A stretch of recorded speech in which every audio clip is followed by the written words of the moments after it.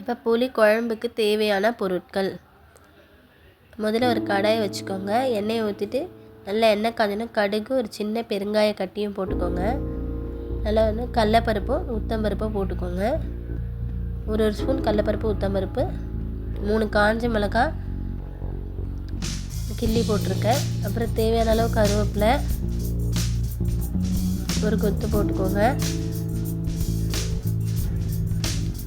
இது நல்லா வேர்க்கடலையும் போட்டுக்கோங்க.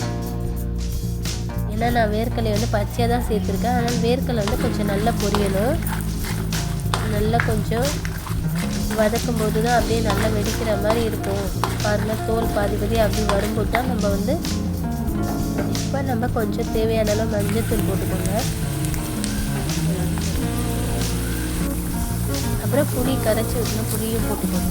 கரைச்சி வச்சுருக்க புளியை ஊற்றிட்டு தேவையான அளவு உப்பு போட்டுட்டு இப்போ பாருங்கள், குழம்பு ரெடி ஆகிடுச்சு. 10 நிமிஷம் மூடி வச்சு இறக்கணும். அப்படின்னா எண்ணெய் எப்படி பிரிஞ்சு வருது பாருங்கள். இப்போ வந்து புளி குழம்பு தயார்.